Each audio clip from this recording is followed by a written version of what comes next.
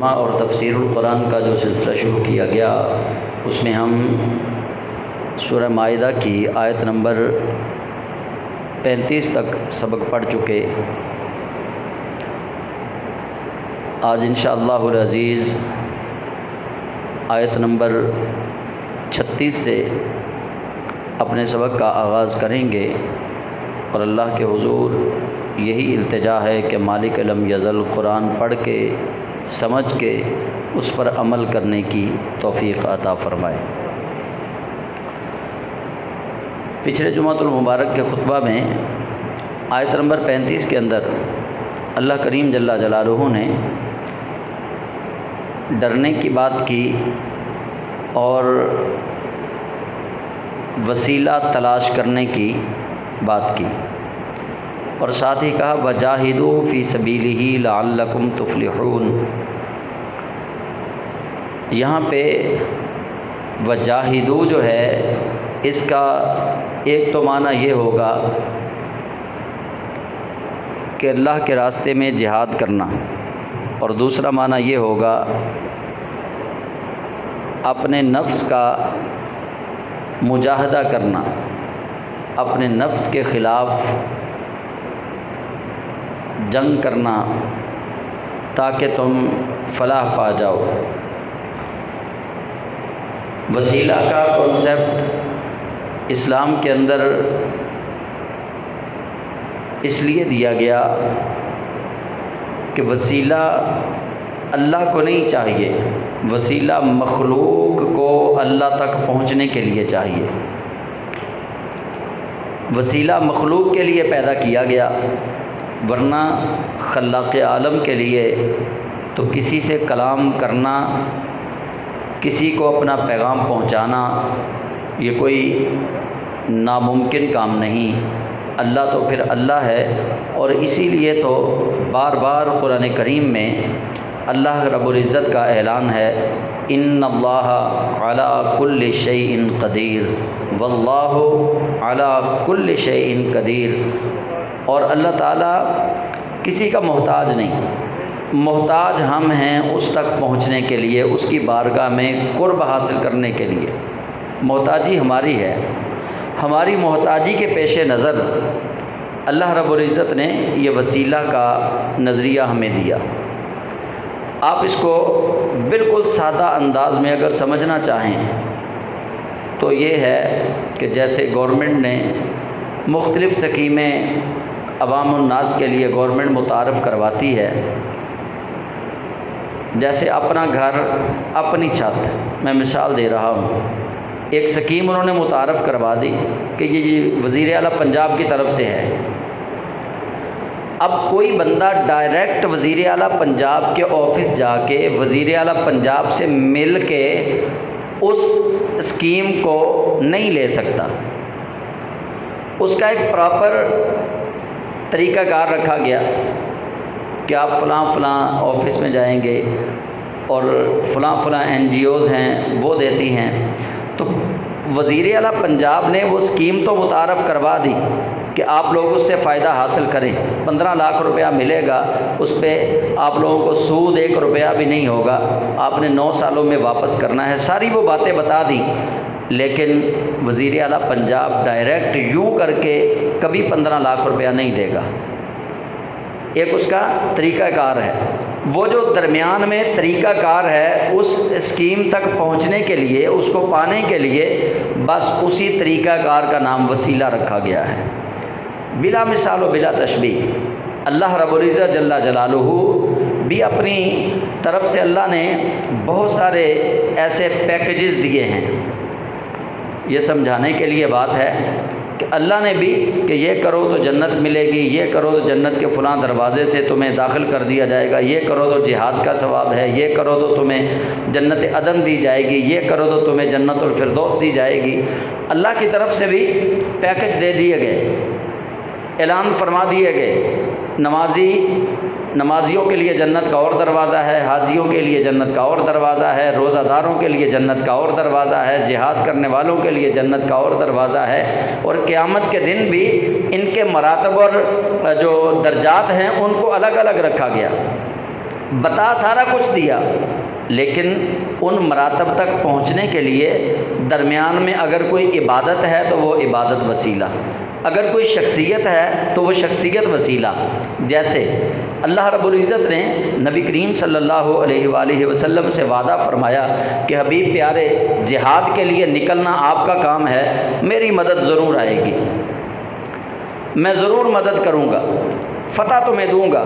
غزوہ بدر ہے، 313 صحابہ ہیں، حضور سید عالم صلی اللہ علیہ وآلہ وسلم ساتھ ہیں۔ اب صحابہ اس انتظار میں ہیں کہ وہ مدد جس کا اللہ نے وعدہ کیا تھا کب آئے گی۔ اب صحابہ نے پہلی دفعہ یہ نظارہ دیکھنا تھا اللہ کی مدد کا، کیونکہ اس سے پہلے جہاد کوئی نہیں، اس سے پہلے کبھی منظر ایسا نہیں تھا، اس سے پہلے رسول کریم علیہ السلام نے صحابہ کو کسی کے خلاف مہم جوئی کے لیے نہیں بھیجا۔ یہ پہلا مارکا ہے حق و باطل کا، اور نبی کریم علیہ السلام نے تسلی دے دی، فرمایا پریشان نہیں ہونا، اللہ کی مدد ضرور آئے گی۔ اب جب غزوہ بدر میں صحابہ انتظار کر رہے تھے، کسی ایک صحابی نے آسمان سے اترتے ہوئے کسی فرشتے کو نہیں دیکھا۔ ان کو کیسے پتہ چلا کہ مدد آ گئی اللہ کی؟ حضرت سیدنا عمر فاروق رضی اللہ تعالیٰ عنہ فرماتے ہیں، دوران جنگ میں نے آواز سنی، اقدم یا حیزوم، اقدم یا حیزوم، اے حیزوم آگے بڑھ، اے حیزوم آگے بڑھ۔ وہ رسول کریم علیہ السلام کی بارگاہ میں گئے، یا رسول اللہ صلی اللہ علیہ وسلم، ایک آواز آ رہی ہے میدان بدر سے، اور وہ آواز ہے اقدم یا حیزوم، اے حیزوم آگے بڑھ۔ آقا یہ کیا ہے؟ تو رسول کریم علیہ السلام نے فرمایا، عمر تجھے نہیں معلوم، یہ جبریل ہے جو آواز دے رہا ہے، اور حیزوم جبریل کے گھوڑے کا نام ہے۔ گویا اللہ کی مدد وہاں پہ پہنچی فرشتوں کی شکل میں۔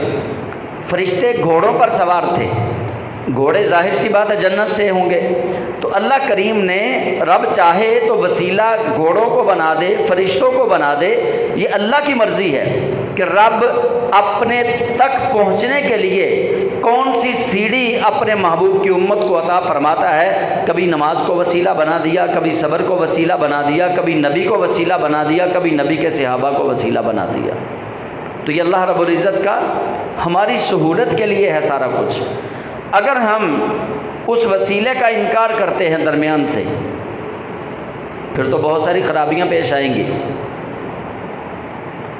یہ بالکل وہی مثال پھر سے سمجھ لیجئے، اگر کوئی بندہ کہے نہیں جی میں نے تو کسی دفتر میں نہیں جانا، میں نے تو کوئی کاغذات پورے نہیں کرنے، بس وہ وزیر اعلیٰ پنجاب نے اعلان کر دیا ہے کہ ہر بندہ جو پورا کما رہا ہے اس کے لیے 15 لاکھ روپیہ گھر کے لیے دوں گا، تو وہ وزیر اعلیٰ کی طرف سے اعلان ہے، میں تو بس وزیر اعلیٰ سے ہی لوں گا، میں نے کسی پروسیس کا حصہ نہیں بننا، میں نے کسی آفیسر کو انٹرویو نہیں دینا، میں نے ڈائریکٹ وزیر اعلیٰ پنجاب سے ہی بات کرنی ہے، تو کبھی وہ اس اسکیم سے فائدہ حاصل نہیں کر سکتا، وہ اس کے لیے ایلیجیبل کبھی نہیں ہو سکتا، کیونکہ کرائٹیریا پورا نہیں کر رہا، وہ جو گورنمنٹ کی طرف سے رکھا گیا ہے وہ اس دائرہ کار میں اپنے آپ کو لانے کے لیے تیار نہیں۔ اسی طرح رب ذوالجلال نے جو دائرہ کار بنا دیا ہے، جو طریقہ کار وضع کر دیا ہے، اس طریقہ کار سے باہر نکل کے اگر کوئی بندہ کہے کہ بھئی میں تو اللہ سے ڈائریکٹ بات کروں گا،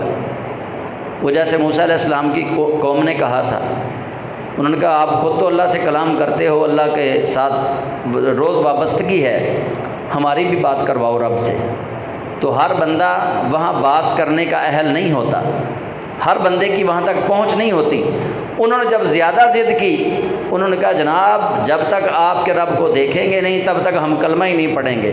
تو موسیٰ علیہ السلام نے کہا چلو بھائی ٹھیک ہے، اللہ سے بات کی، رب نے کہا لے آؤ۔ 70 قبیلوں کے 70 سردار لے کے جناب موسیٰ علیہ السلام کوہ طور پہ چلے گئے، جب رب کے نور کی تجلی پڑی وہ سارے مر گئے۔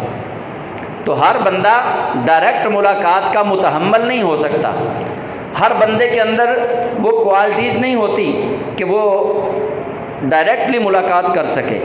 اس لیے اللہ کریم نے ہماری سہولت کے لیے رب ذوالجلال نے وسیلے کا کانسیپٹ دیا ہے کہ یہ لوگ ایک وسیلہ ہے، سیڑھی ہے، طریقہ کار ہے، اس طریقہ کار سے ہو کے میری رحمت کا حصول حاصل کریں۔ ورنہ مجھے یہ بتائیے، اللہ رب العزت جل جلالہ خود اگر رحمت فرمانا چاہے، اس کو کوئی روکنے والا ہے؟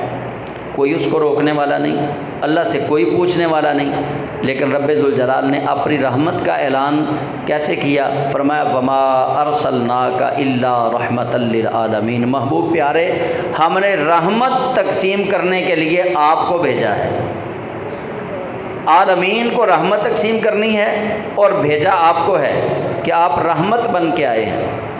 تو یہ رحمت بن کے آنا بھی وسیلہ ہے۔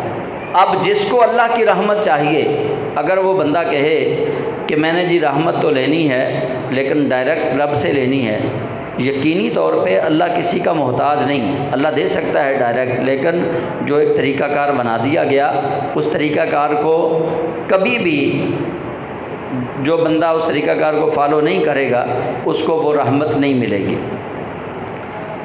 پچھلے جمعہ میں نے حضرت عثمان بن حنیف والی دعا بھی سنائی آپ لوگوں کو کہ وہ نبینہ صحابی آئے، حضرت عثمان بن حنیف راوی ہیں، اور وہی حضرت عثمان بن حنیف کہتے ہیں کہ پھر حضرت عثمان غنی کے دور میں حضرت عثمان کے پاس ایک نبینہ شخص آیا، تو حضرت عثمان غنی نے بھی یہی وسیلے والی دعا ان کو سکھائی۔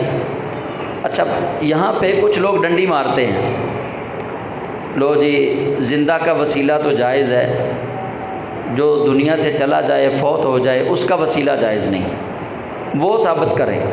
وہ بھی حدیث پاک سے ثابت ہے کہ حضرت عثمان غنی رضی اللہ تعالیٰ عنہ کے دور خلافت میں بندہ آ گیا آپ کے پاس، اس نے کہا جی نابینا ہوں، گھر والے میرے ساتھ لڑتے ہیں، کوئی دعا فرمائیں کہ میری آنکھوں کا نور واپس آ جائے۔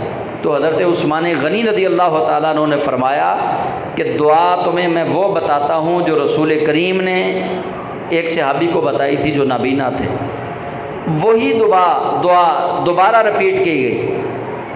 حضرت عثمان غنی نے کہا وضو کرو، نابینا صحابی تھے یا تابعی تھے، انہوں نے وضو کیا، وضو کر کے آگے فرمایا 2 نفل پڑھو، انہوں نے 2 نفل پڑھے، 2 نفل جب پڑھ کے بیٹھ گئے تو حضرت عثمان غنی نے کہا کہ میں دعا مانگتا ہوں، میرے پیچھے پیچھے وہی الفاظ تم ادا کرو۔ اب رسول کریم علیہ السلام تو دنیا سے جا چکے تھے، پردہ فرما چکے تھے، انہوں نے دعا مانگنا شروع کی، اللہم انی اسألک و اتوجہ الیک بنبیک نبی الرحمہ یا محمد انی قد توجہت بک الی ربی فی حاجتی ہذہ لتقضی اللہم فشفع فیہ، کہ یا اللہ میں تجھ سے سوال کرتا ہوں، تیری جانب متوجہ ہوتا ہوں، بنبیک نبی الرحمہ، تیرے نبی جو نبی رحمت ہیں ان کے وسیلے سے۔ یہ حضرت عثمان غنی، حضرت ابوبکر کا دور خلافت گزرا، حضرت عمر فاروق کا دور خلافت گزرا، حضرت عثمان غنی اپنے دور خلافت میں یہ دعا منگوا رہے ہیں۔ اور پھر اگلا جملہ کیا ہے؟ یا محمد، اے رسول کریم، انی بے شک میں قد توجہت بک الی ربی، آپ کو وسیلہ بنا کے اللہ کی طرف توجہ کر رہا ہوں۔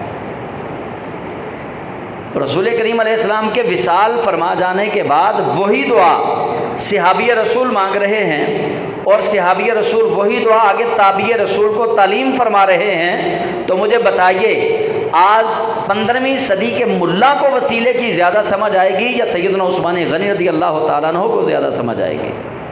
وہ نبی کے یار، تیسرے خلیفۃ المسلمین، جن کے گھر رسول کریم علیہ السلام کی 2 شہزادیاں اور قرآن کریم کی بہت ساری آیات جن کے سخاوت کرنے پر نازل ہوئیں، وہ سیدنا عثمان غنی، انہوں نے رسول کریم علیہ السلام کے وصال کے بعد یہ بات سمجھائی ہے۔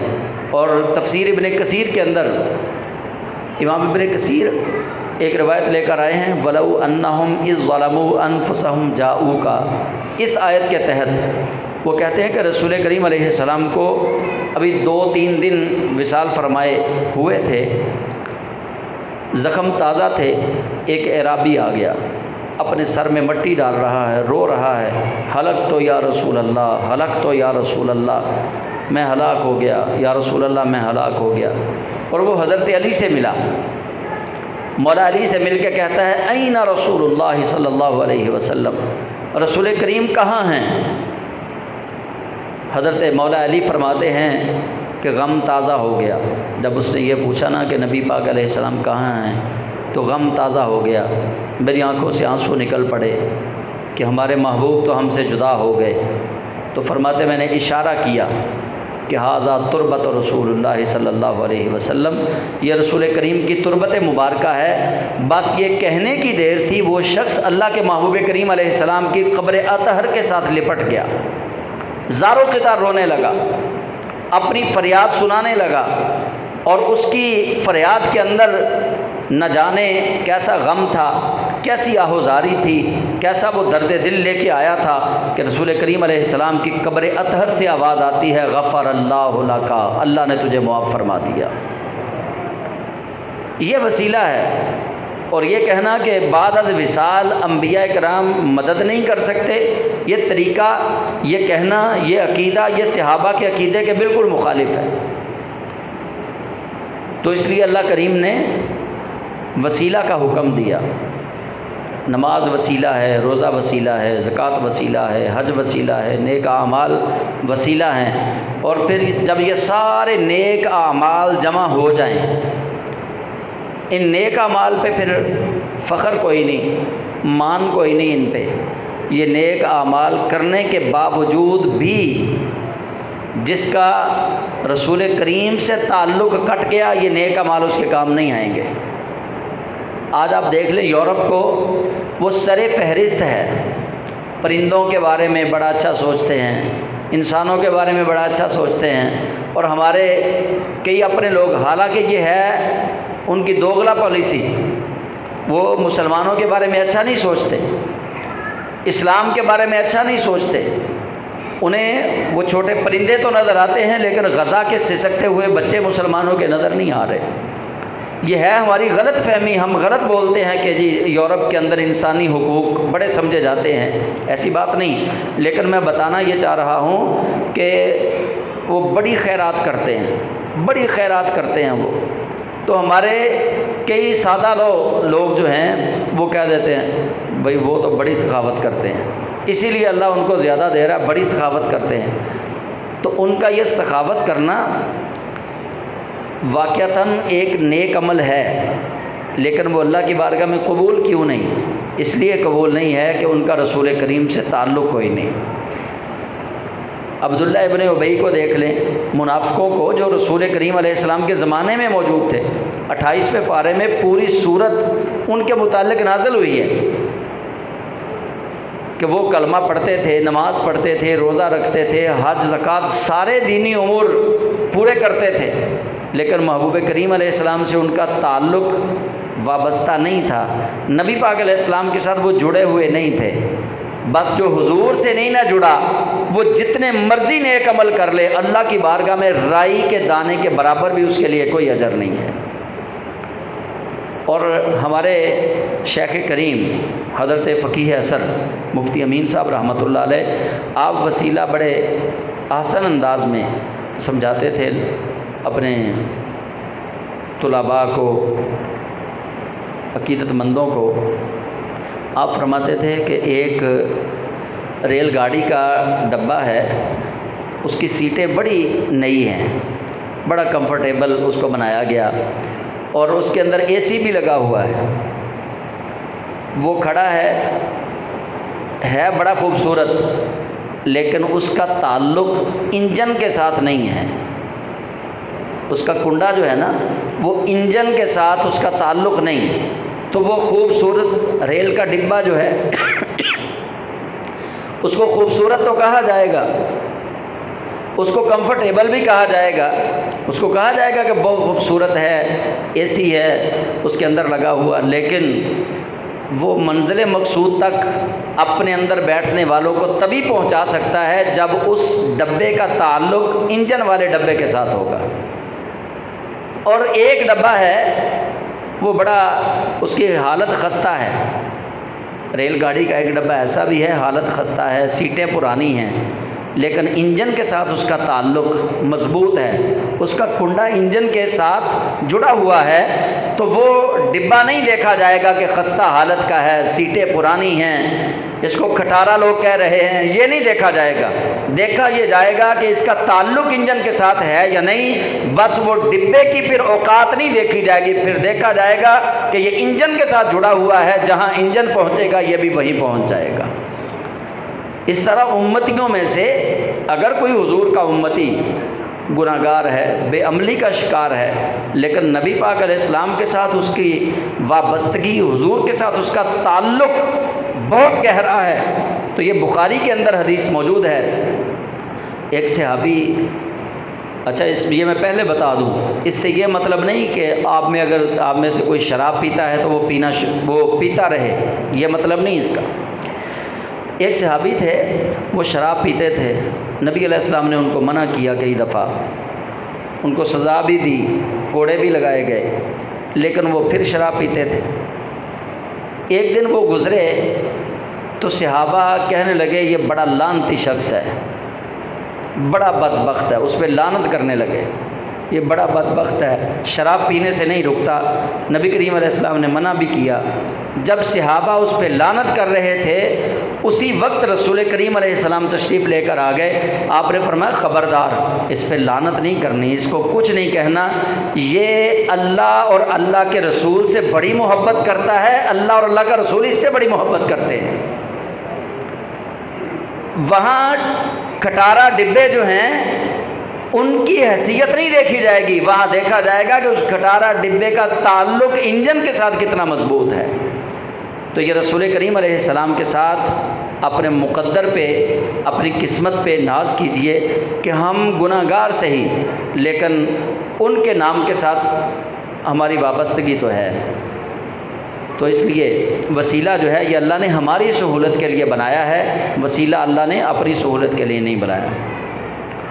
اور پھر رب ذوالجلال فرماتا ہے ان الذین کفروا لو ان لهم ما فی الارض جمیعا، بے شک جن لوگوں نے کفر کیا۔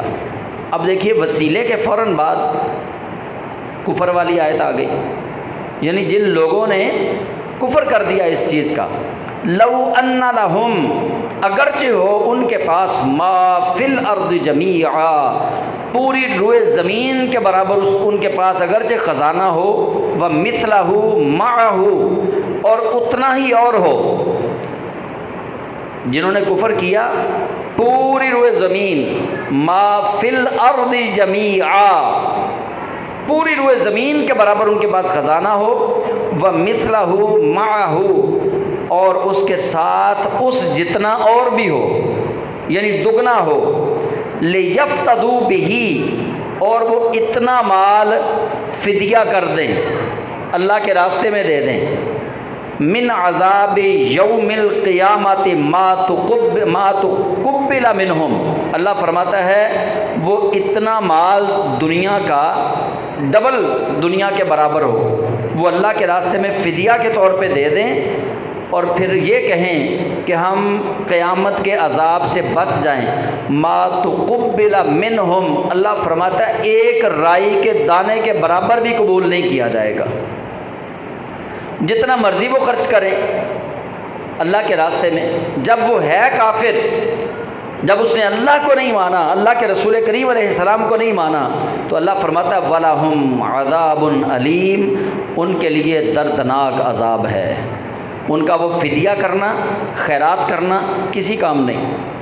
یریدون، وہ چاہتے ہیں، وہ جو خرچ کرتے ہیں، ان یخرجوا من النار، وہ اس لیے خرچ کرتے ہیں کہ جہنم کی آگ سے نکال دیے جائیں۔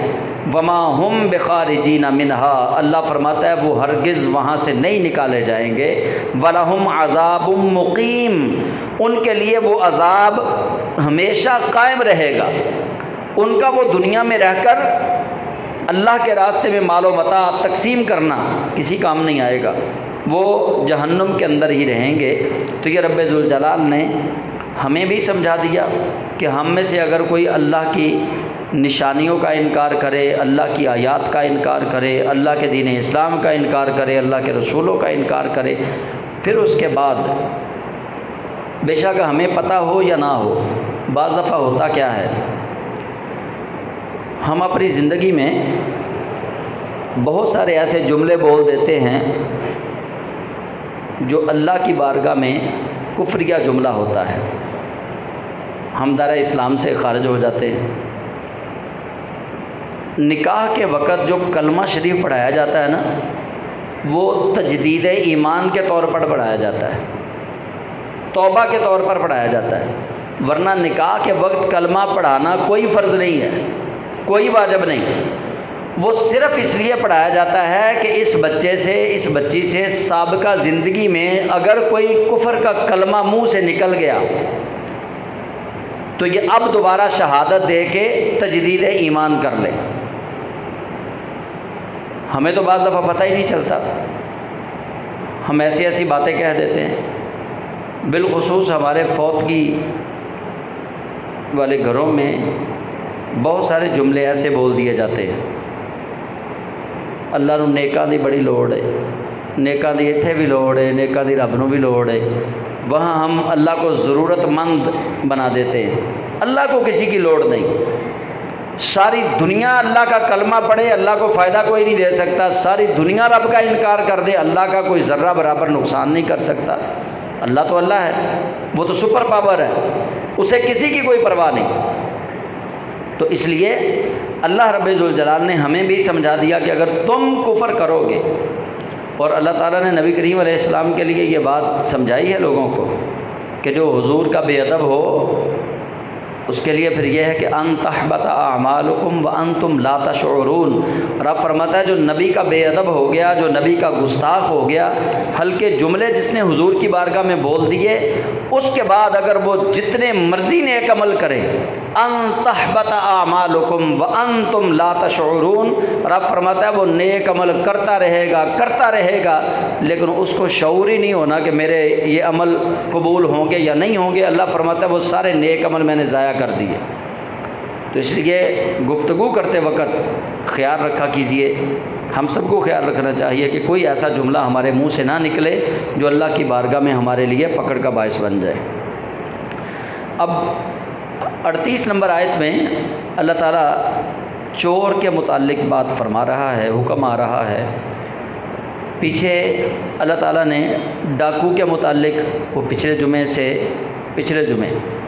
اس پہ میں نے وضاحت کی تھی ڈاکو کے متعلق، تو اس دفعہ جو ہے وہ آیت نمبر 38 میں چور اور چورنی کے متعلق بات آ گئی، آیت آ گئی۔ اللہ فرماتا ہے والسارق والسارقۃ فاقطعوا ایدیہما جزاء بما کسبا نکالا من اللہ واللہ عزیز حکیم۔ رب کریم فرماتا ہے والسارق، اور مرد چور، والسارقہ، اور چورنی یعنی عورت، فاقطعوا، پس قطع کر دو، کاٹ دو، ایدیہما، ان کے دونوں ہاتھ، جزاء بما کسبا نکالا من اللہ، اس چیز کی جزا دیتے ہوئے جو انہوں نے فعل کیا، جو چوری انہوں نے کی ہے۔ نکالا من اللہ، نکالن کا معنی ہے عبرت ناک سزا، نکالا من اللہ، یہ عبرت ناک سزا ہے اللہ کی طرف سے، یعنی اس کو ہاتھوں سے معذور کر دیا جائے، اس کے ہاتھ دونوں کاٹ دیے جائیں۔ چوری کسے کہتے ہیں؟ کسی شخص کا محفوظ کیا گیا مال اس کو خبر ہوئے بغیر چرا لینا، اس کو کہتے ہیں چوری۔ سامنے سے اگر کسی سے چھینا اس کو چوری نہیں کہتے، اس کے اوپر یہ ہاتھ کاٹنے والی سزا کا اطلاق نہیں ہوگا۔ اگر کوئی سامنے سے چرا کے لے جائے اس کے لیے سزا الگ ہے، تعزیر تو ہے، اس پہ حد تو لگے گی لیکن چور والی حد نہیں لگے گی۔ چوری کی تعریف یہ ہے، چوری اس مال کو کہتے ہیں جو مال محفوظ کر کے رکھا گیا ہو اور چور بنا پتہ لگنے کے چپ کر کے آئے اور پتہ نہ لگنے دے، چوری کر کے وہ مال لے جائے، اس کو کہتے ہیں چوری۔ اور ڈاکہ کی تعریف پیچھے میں نے آپ کو سنا دی تھی کہ ڈاکہ اس کو کہتے ہیں کہ لوگوں کو رعب اور دبدبہ اور ہیبت کے ساتھ لوگوں سے کوئی چیز چھین لینا، غلبہ پا کر ان پہ۔ اچھا، تو اللہ کریم فرماتا ہے واللہ عزیز حکیم، یہ سزا کیوں دی ہے؟ واللہ عزیز، اللہ غالب ہے، حکیم حکمت والا۔ پیچھے بھی میں نے عرض کیا تھا کہ اللہ کی رحیمی اور کریمی دیکھ لیں ڈاکو کی سزا جو ہے نا، جو صرف ڈکیتی کرے، مال چھین کے لے جائے اسلحے کے زور پر، پتھر کے زور پر، ڈنڈے کے زور پر کسی بھی شخص سے، اس کی سزا کیا ہے؟ اس کا یہ سیدھا ہاتھ کاٹا جائے گا اور الٹا پاؤں کاٹا جائے گا۔ یہ ڈاکو کی سزا ہے قرآن میں۔ اور چور کی سزا کیا ہے؟ دونوں ہاتھ کاٹ دیے جائیں گے اس سے۔ لیکن اللہ کی رحیمی اور کریمی کا دروازہ پھر بھی بند نہیں ہوتا۔ اتنی سخت سزائیں سنانے کے بعد بھی اللہ کریم کیا فرماتا ہے؟ ادھر اللہ تعالیٰ نے فرمایا، ڈاکو کی بات کر کے اللہ کہتا ہے کہ تمہارے قابو پانے سے پہلے اگر وہ توبہ کر لے تو اللہ بڑا غفور الرحیم ہے۔ یعنی ڈاکو کسی کا قابو نہیں چڑھا، کسی کے ہاتھ نہیں آیا، ہاتھ لگنے سے پہلے اس نے توبہ کر لی، اللہ فرماتا ہے اللہ بڑا غفور الرحیم ہے۔ اور یہاں اللہ کریم نے سزا چور کی دینے کے بعد، سنانے کے بعد کہا، فمن تاب من بعد ظلمہ واصلح فإن اللہ یتوب علیہ ان اللہ غفور الرحیم۔ پس جو توبہ کر لے ظلم کے بعد، یہ اس نے ظلم ہی کیا نا، کسی کے پیسے چرا لیے یا کوئی سامان چرا لیا، اللہ فرماتا ہے پس جو توبہ کر لے ظلم کے بعد اور اپنی اصلاح کر لے، فإن اللہ یتوب علیہ، پس بے شک اللہ اس کی توبہ قبول فرما لے گا۔ ان اللہ غفور الرحیم، بے شک اللہ بہت زیادہ بخشنے والا اور بہت زیادہ رحم فرمانے والا ہے کوئی اس سے زیادہ، اللہ سے زیادہ کریم؟ پھر میاں صاحب نے صحیح نہیں کہا کہ ایک گناہ میرا ماں پیو ویکھے دیوے دیس نکالا، تے لکھ گناہ میرا مالک ویکھے پردے پاون والا۔ کتنا وہ رحیم ہے، کتنا کریم ہے۔ سزائیں بھی خود ہی سنا رہا ہے، ہاں جی، اور عطائیں بھی خود ہی سنا رہا ہے۔ خطائیں دیکھتا بھی ہے، عطائیں کم نہیں کرتا۔ خطائیں دیکھتا بھی ہے، عطائیں کم نہیں کرتا۔ سمجھ میں یہ نہیں آتا کہ تو اتنا مہربان کیوں ہے۔ اللہ کریم جل جلالہ اتنا مہربان ہے، ہماری خطائیں بھی دیکھ رہا ہے، ہمارے گناہ بھی دیکھ رہا ہے، مگر پھر بھی ہم گناہ گاروں کے لیے توبہ کا دروازہ کھول رکھا ہے کہ آ جا بس واپس آ جا، لوٹ آ۔ الم تعلم، کیا تو نہیں جانتا، ان اللہ لہ ملک السماوات والارض، بے شک اللہ ہی کے لیے ہے آسمانوں اور زمینوں کی بادشاہت۔ یعذب من یشاء ویغفر لمن یشاء، وہ جس کو چاہے عذاب دے، جس کو چاہے معاف کر دے۔ یعنی پیچھے چور والی بات پہ دماغ کے اندر یہ بات آ سکتی ہے پڑھنے والے کے کہ اے چنگا رب آپ پہ سزاواں سنائی جا رہا ہے تے نال ہی توبہ دا دروازہ بھی وہ واسطے کھولیا، یہ کیڑی گل ہوئی؟ اعتراض آتا ہے، ذہن کے اندر شک پیدا ہو سکتا ہے۔ اللہ نے خود ہی اس شک کا جواب بھی آگے دے دیا، اگلی آیت میں فرمایا الم تعلم، میری رحمت پہ شک کرنے والے، میری باتوں پہ شک کرنے والے، کیا تو نہیں جانتا ان اللہ لہ ملک السماوات والارض، بے شک اللہ ہی کے لیے ہے آسمانوں اور زمینوں کی بادشاہت۔ یغفر لمن یشاء ویعذب من یشاء، یعذب من یشاء ویغفر لمن یشاء، وہ جس کو چاہے عذاب دے، جس کو چاہے معاف کر دے۔ واللہ علی کل شیء قدیر، اللہ ہر چاہے پر قادر ہے۔ فرمایا یہ تو اس کی مرضی ہے، تمہاری مرضی نہیں چلنی۔ بعض دفعہ یہ کیوں کہا اللہ نے؟ بعض دفعہ ایسے ہوتا ہے کہ ہم کسی ایسے شخص کو چور بنا دیتے ہیں جو اپنے بچوں کی بھوک مٹانے کے لیے روٹی چوری کر کے لے گیا تھا۔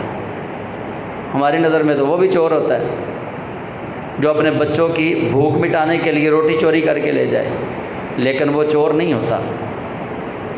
بعض حق ایسے بھی ہوتے ہیں جو چھین کے لینے پڑتے ہیں، جب ہمسائے نہ پوچھیں، محلے دار نہ پوچھیں، اور اگر پھر کوئی بندہ بھوک سے تنگ آ کر ایک طرف خنزیر کا گوشت ہو، حرام مال ہو، اور دوسری طرف کسی کے ہاتھ میں روٹی ہو اور وہ روٹی چھین کے لے جائے، تو پھر میں سمجھتا ہوں کہ اللہ کریم جل جلالہ نے ایسے بندوں کے لیے کہا ہے یعذب من یشاء ویغفر لمن یشاء واللہ علی کل شیء قدیر۔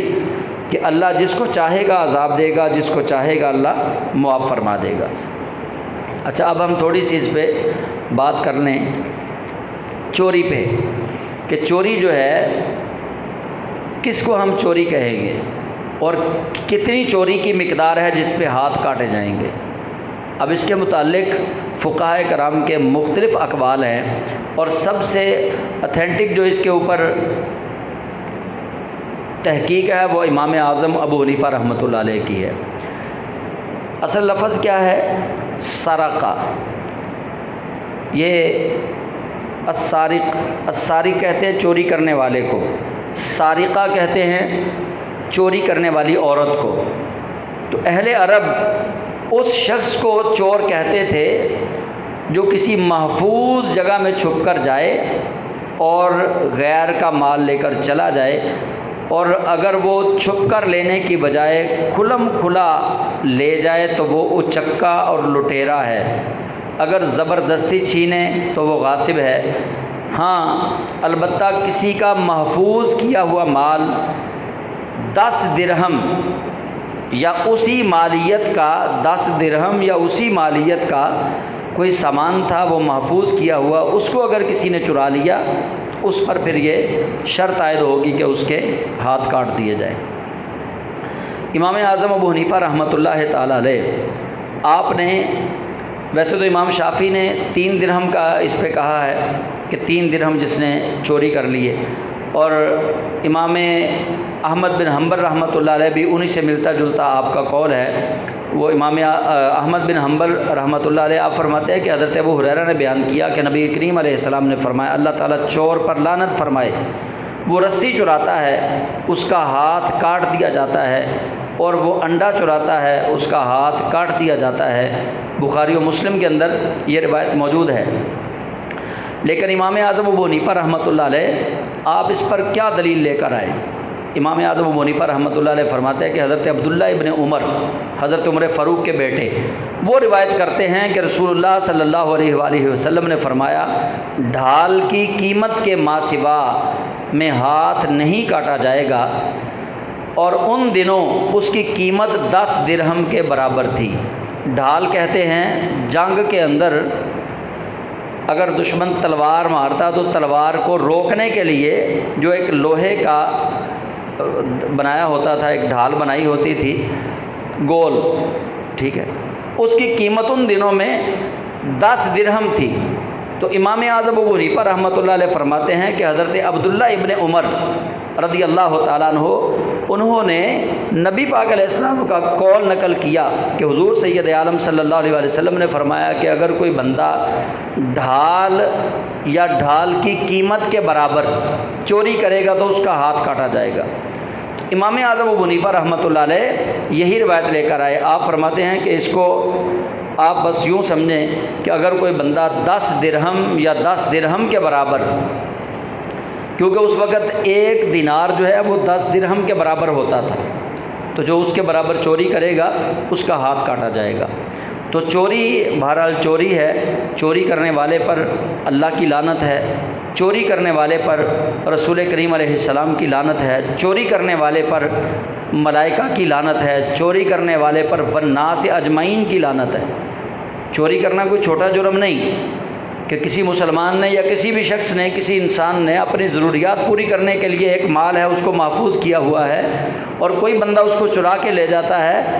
اصل تو چیز یہ جو سزا دی گئی ہے اس کو جو تکلیف پہنچائی گئی اس تکلیف کی سزا ہے کہ ایک شخص ہے وہ اپنے بچی کے لیے کوئی چیز اس نے جوڑ کے رکھی ہوئی ہے اور چور آتا ہے اس کو جناب وہ چوری کر کے لے جاتا ہے، اور وہ بیچارہ پیچھے انتہائی غمگین ہوتا ہے کہ میرا تو سارا اثاثہ ہی لوٹ کے لے گیا۔ تو گویا اللہ تعالیٰ نے جو چور کے لیے اتنی بڑی سزا رکھی ہے، میرا ذہن اس طرف گیا یہ آیت پڑھ کے کہ اللہ تعالیٰ نے جو بندے کا دل ٹوٹتا ہے نا، اس دل ٹوٹنے کی سزا اللہ نے یہ رکھی ہے کہ اس کو جو تکلیف دے کے آیا ہے نا، اس تکلیف کی سزا یہ ہے کہ اس کے دونوں ہاتھ کاٹ دو۔ اتنی سزا ہے۔ بابا بلے شاہ سرکار نے میرے خیال میں اسی لیے فرمایا ہوگا کہ ٹھا دے مسجد، ٹھا دے مندر، ٹھا دے جو کچھ ٹہندا ہے، ایک بندے دا دل نہ ٹامی، رب دلاں وچ رہندا ہے۔ تو پتہ نہیں اللہ کریم جل جلالہ، اس کا مطلب یہ نہیں کہ آپ مسجد کو ڈھا دیں، مسمار کر دیں، نہیں۔ وہ کہتے ہیں کہ اگر مسجد کو گرانے والا گناہ تجھ سے ہو جائے تو معافی کی گنجائش ہے، لیکن اگر اللہ کے بندے کا دل تجھ سے ٹوٹ جائے نا، تو وہاں پھر اس کی آہ اگر عرش تک پہنچ گئی تو پھر عرشوں کا مالک تجھے معاف نہیں فرمائے گا۔ مطلب یہ ہے اس کا۔ اور وہ کون سی صورتیں ہیں کہ جن صورتوں میں چور کا ہاتھ نہیں کاٹا جائے گا؟ جو چیز دارالاسلام میں مباح یا خسیس اور حقیر ہو، اس کے چرانے پر ہاتھ نہیں کاٹا جائے گا، جیسے لکڑی، گھاس پھوس، مچھلی اور چونا وغیرہ۔ یہ ہدایہ کے اندر، کافی کے اندر یہ باتیں موجود ہیں۔ سونا چاندی اگر مٹی یا پتھر میں مخلوط ہو، مطلب سونا مٹی کے اندر ملا ہوا تھا، چاندی مٹی کے اندر ملی ہوئی تھی، اور اس کو اس شکل میں چرایا جائے تو اس پر ہاتھ کاٹنے کی سزا کا اطلاق نہیں ہوگا۔ وہ مٹی کے اندر اگر مکس تھا تو۔ جو چیز جلد خراب ہو جاتی ہے، جیسے دودھ، گوشت، تازہ پھل، ان کے چرانے پر بھی حد قائم نہیں کی جائے گی۔ جو پھل درخت پر لگے ہوں یا گندم کھیت میں ہو، اس کے چرانے پر بھی حد قائم نہیں کی جائے گی۔ قحط کے دنوں میں طعام کی چوری پر حد نہیں لگائی جائے گی، خواہ طعام جلد خراب ہونے والا ہو یا دیر سے خراب ہونے والا ہو، حفاظت میں رکھا گیا ہو یا نہ رکھا گیا ہو، اور قحط کا سال نہ ہو، لیکن جس طعام کو چرایا ہے وہ جلد خراب ہونے والا ہے، پھر بھی حد نہیں۔ اگر طعام جلد خراب ہونے والا نہ ہو لیکن غیر محفوظ ہو، پھر بھی اس پر حد نہیں۔ مٹی کی دیگچی کی چوری میں حد نہیں۔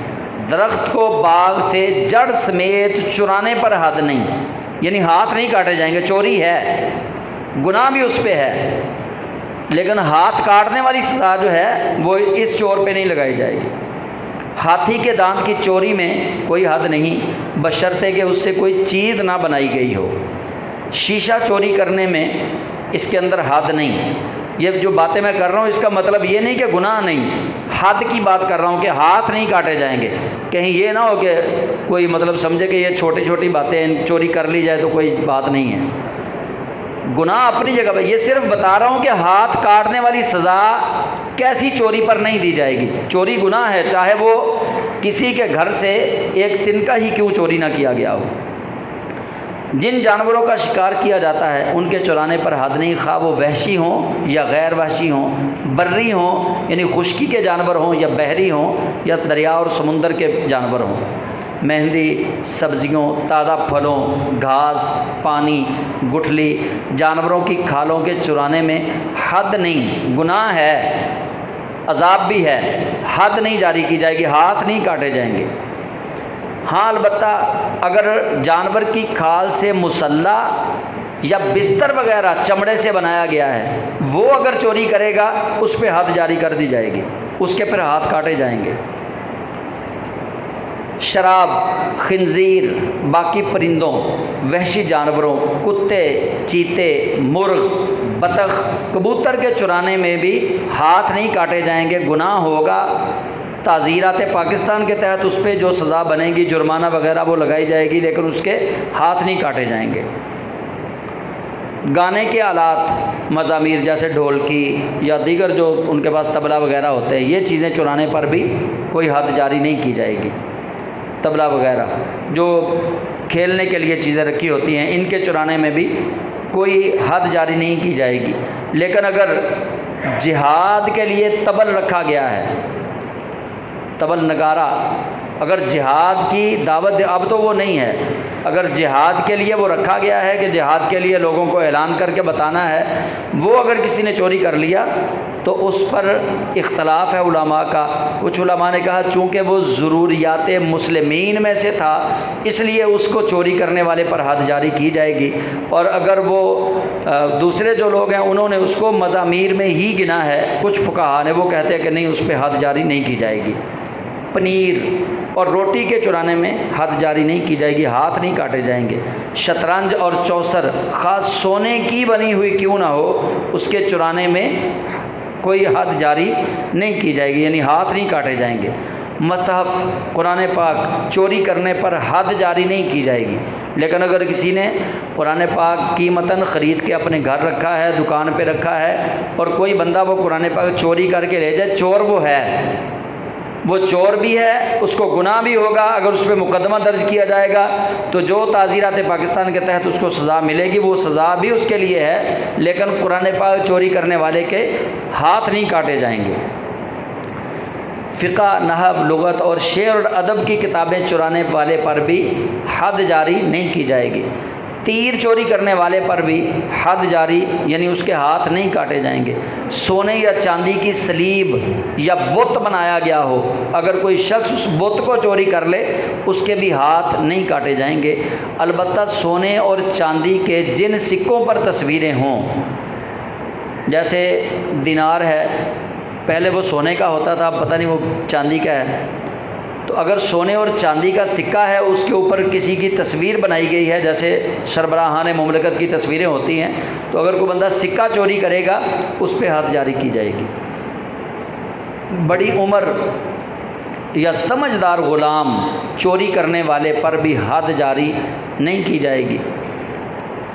جس شخص نے اپنے مقروض سے 10 درہم غیر معجل یعنی دیر سے دینے والا قرض لینا ہو اور وہ اس سے اتنی مالیت کی چیز چرا لے تو اس پر بھی حد جاری نہیں کی جائے گی، اور اگر قرض معجل ہو یعنی جلدی دینے والا ہو تو قیاس کا تقاضا یہ ہے کہ حد ہو، اور استحسان کا تقاضا یہ ہے کہ اس پر حد جاری نہ کی جائے۔ اگر نابالغ بیٹے کے مقروض کے مال سے چوری کی تو حد نہیں، بچہ نابالغ تھا اور ایک شخص نے اس کے پیسے دینے تھے، باپ نے کیا کیا، اپنے نابالغ بچے کی جگہ پہ اس شخص کے 10 درہم یا اس کے کچھ پیسے چوری کر لیے جو اس نے اس کے بیٹے کے دینے تھے۔ ایسے شخص پر بھی حد جاری نہیں کی جائے گی، مطلب اس کے ہاتھ نہیں کاٹے جائیں گے، گناہ ہوگا چوری کا۔ جس برتن میں چاندی کے برتن میں نبیذ کہتے ہیں کھجوروں کو پانی کے اندر بھگو دینا 24 گھنٹے کے لیے، بس یہ اس کی حد ہے۔ اگر 24 گھنٹے سے زیادہ کھجوروں کو پانی کے اندر بھگویا جائے گا پھر اس کے اندر نشہ پیدا ہوگا، وہ حرام ہے۔ 24 گھنٹے کے اندر اس کو بھگو کے پی لیں، یہ نبیذ ہے۔ چاندی کے برتن میں نبیذ یا جلد خراب ہونے والی کوئی چیز مثلا دودھ تھا اس کو چرا لیا تو اس کے بھی ہاتھ نہیں کاٹے جائیں گے۔ جس برتن میں شراب تھی اس کو چرا لیا اس کے بھی ہاتھ نہیں کاٹے جائیں گے۔ اگر قبر سے کچھ، بعض دفعہ ایسے بھی ہوتا ہے قبر کے اندر کچھ چیزیں رہ جاتی ہیں، قبر سے درہم، دینار یا کفن کے علاوہ کوئی اور چیز چرائی تو اس پر بھی حد جاری نہیں کی جائے گی، کیونکہ ان چیزوں کا تعلق صاحب قبر سے نہیں ہوگا۔ جو چیزیں رہ جاتی ہیں نا قبر میں کبھی کبھی، ان کا تعلق قبر والے سے نہیں ہوتا۔ ہاں البتہ اگر کفن چرائے گا تو اس کے ہاتھ کاٹ دیے جائیں گے کیونکہ اس نے میت کا کفن چرایا ہے۔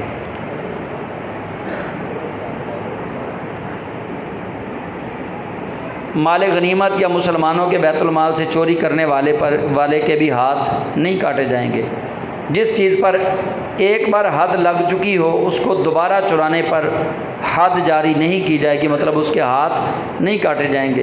تو یہ مختلف چیزیں ہیں جن کے چوری کرنے سے ہاتھ کاٹنے والی سزا نہیں دی جائے گی، لیکن چوری البتہ چوری ہی ہے، وہ 1 روپے کی ہو یا 1 پیسے کی ہو، چوری چوری ہی ہے، اور چور اللہ کی بارگاہ میں لعنت کا مستحق ہے۔ اور سب سے برا چور، نبی کریم صلی اللہ علیہ وسلم سے صحابہ نے پوچھا تھا یا رسول اللہ سب سے برا چور کون سا ہے؟ تو اللہ کے محبوب کریم علیہ السلام نے فرمایا سب سے برا یعنی بدترین چور وہ ہے جو نماز کے اندر چوری کرتا ہے۔ صحابہ حیران ہو گئے، یا رسول اللہ نماز میں کیسے چوری؟ تو نبی کریم صلی اللہ علیہ وسلم نے فرمایا نماز کے سارے ارکان ان کی ادائیگی اچھے طریقے سے نہ کرنے والا بندہ نماز کا چور ہے۔ تیز جو نماز پڑھے، لفظ صحیح سے ادا نہیں کر رہا، رکوع اچھے طریقے سے نہیں کر رہا، کھڑا اچھے طریقے سے نہیں ہو رہا، سجدہ ٹھیک نہیں کر رہا، تو نبی کریم صلی اللہ علیہ وسلم نے فرمایا سب سے بدترین چور نماز کا چور ہے، کیونکہ یہ اللہ کی عبادت کے اندر چوری کر رہا ہے۔ تو ہم کبھی ادھر توجہ نہیں کرتے کہ یہ معاملہ بھی اللہ کی بارگاہ میں جانے والا ہے، ہم جائیں گے وہاں، اور اللہ قیامت والے دن سب سے پہلا سوال ہی ہم سے نماز کے متعلق ہونا ہے۔ تو اس لیے سب بھائیوں سے گزارش ہے کہ قیامت والے دن چوروں میں اگر کھڑا ہونا نہیں چاہتے تو نماز درست کر لیں، نماز سے محبت کریں، نماز پڑھنا شروع کر دیں، نماز کا طریقہ جو ہے وہ سیکھنا شروع کر دیں، اس کی ادائیگی سے متعلق تمام دوست اس کی فکر کریں۔ اگر ہم نے یہ فکر کرنا شروع کر دی تو یاد رکھیے گا کہ اللہ تعالیٰ کی فکر کرنے والا بندہ، جب بندہ اللہ کی فکر میں لگ جاتا ہے تو حدیث کا مفہوم ہے اللہ اس بندے کی فکر میں لگ جاتا ہے، مطلب اللہ کا دھیان، اللہ کی رحمت اس بندے کی طرف ہو جاتی ہے۔ تو اس لیے سارے دوست نماز کا بھی خیال رکھیں، باقی معاملات کا بھی خیال رکھیں۔ اللہ تعالیٰ اپنے محبوب کا صدقہ مجھے اور آپ سب کو باعمل مسلمان بننے کی توفیق عطا فرمائے۔ آمین۔ وآخر دعوانا ان الحمد للہ رب العالمین۔